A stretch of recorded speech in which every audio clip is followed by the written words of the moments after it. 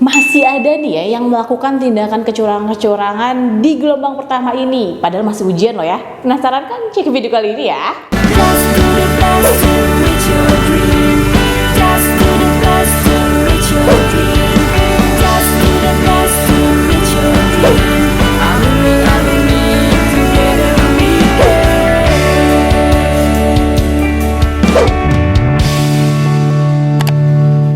Mau belajar TPS UTBK 2023 versi terbaru? Ikut kelas online di GP Media aja. Kamu bisa belajar 7 subtes TPS dalam 20 kali pertemuan dengan benefit ebook, 12 kali tryout, dan masih banyak lagi. Harganya cuma 350.000 aja loh. Ayo buruan daftar dan jangan ketinggalan. Kapan lagi kamu bisa ikutan tryout UTBK gratis di GP Media kalau bukan sekarang? Ikuti syaratnya dan kirim bukti screenshot di gpmedia.id ya. Jangan sampai ketinggalan. Buat kalian yang lagi cari tryout SNMPT dan ujian mandiri untuk masuk PTN, kita punya solusinya. GEP Media menyediakan tryout SNMPT dan ujian mandiri untuk beberapa PTN ternama di Indonesia. Mulai dari harga 10.000, kalian sudah dapat ribuan soal prediksi, video pembahasan, dan ada kelas online juga loh. Yuk daftar sekarang. Halo semuanya, balik lagi di GP Media Channel. Sekarang udah masuk masa-masa ujian UTBK di 2023 kali ini di gelombang pertama nih. Tetapi ternyata masih ada aja yang melakukan kecurangan-kecurangan pada saat proses pelaksanaan ujian di gelombang pertama ini. Bahkan ada juga yang melakukan kecurangan ini di hari pertama ujian UTBK di gelombang pertama ini. Kira-kira apa aja tuh ya kecurangan-kecurangan yang terjadi? Yang pertama, ini ada kecurangan yang memang cukup viral di media sosial yang lain, dan itu ternyata terang-terangan banget dia itu menaruh HP di dadanya dia. Jadi peserta yang melakukan kecurangan ini, dia itu naruh HP-nya di dalam bajunya dia dan taruh di antara dadanya. Dan ini katanya sih anak mahasiswa ya. Dia juga sebenarnya udah aman-aman aja sih, udah kuliah biasa. Tetapi itu kan beresiko banget ya kalau misalkan sampai ketahuan dan melakukan perekaman pada saat proses ujiannya. Makanya itu sebelum dia itu memasuki ruangan ujian, dia sudah langsung dicek oleh pihak pengawas ujiannya, langsung diserahkan ke pihak berwajib. Jadi langsung ditangani secara cepat oleh pihak panitia pengawasnya. Oke, kecurangan berikutnya terjadi di pusat UTBK di USU, Universitas Sumatera Utara. Jadi ada 7 peserta yang dicurigai melakukan kecurangan, dan beberapa peserta itu di ruang-ruang ujian yang berbeda. Jadi ada 4 peserta yang melakukan kecurangan di ruang ujian Fakultas Kedokteran.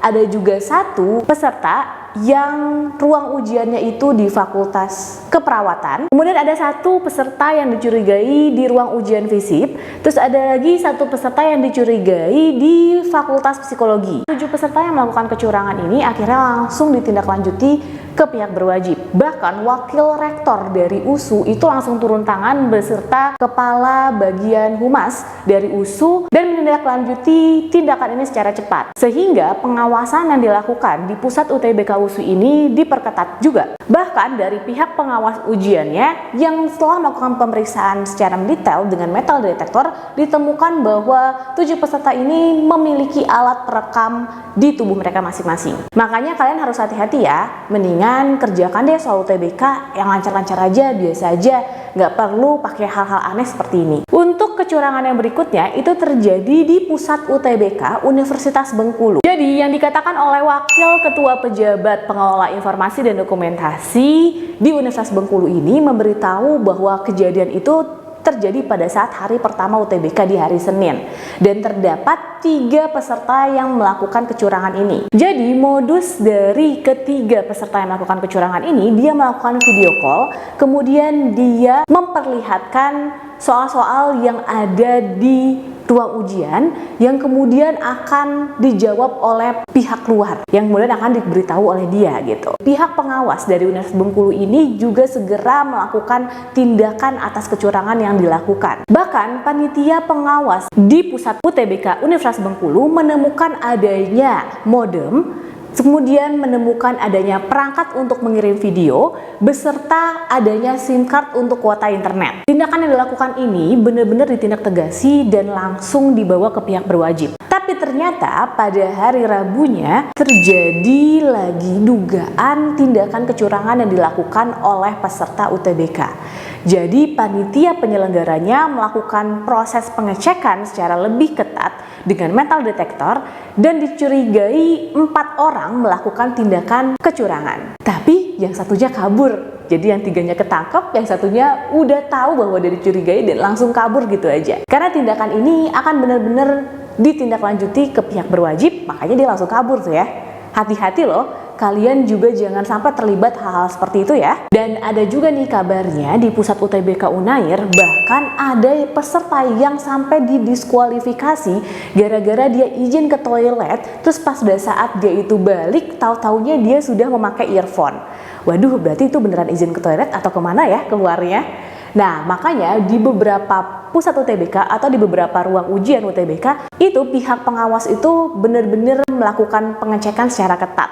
Bahkan untuk izin ke kamar mandi aja kamu harus dianterin dan diawasin sampai benar-benar di depan ruang toiletnya gitu. Mendingan kamu itu benar-benar mengerjakan secara jujur daripada kamu melakukan tindakan-tindakan kecurangan ini yang malah berakibat jangka panjang tuh. Kamu bahkan sampai dibawa ke pihak berwajib atau diinterogasi dengan lebih detail. Bahkan sampai didiskualifikasi dari ujiannya. Sayang banget ya, cuman gara-gara kamu pengen banget untuk bisa lolos di SNBT kali ini, tapi dengan tindak-tindakan kecurangan itu boro-boro kamu lolos. Kamu bahkan mempermalukan nama baik kamu sendiri. Bahkan ketua pelaksana eksekutif dari panitia SNPMB ini juga udah memberitahu bahwa tindakan-tindakan kecurangan ini itu benar-benar akan ditindaki lebih lanjut ke pihak berwajib dan akan dilakukan penegakan hukum yang tepat terkait hal tersebut. Jadi benar-benar harus berhati-hati ya. Kemudian dari pihak koordinator humas panitia SNPMB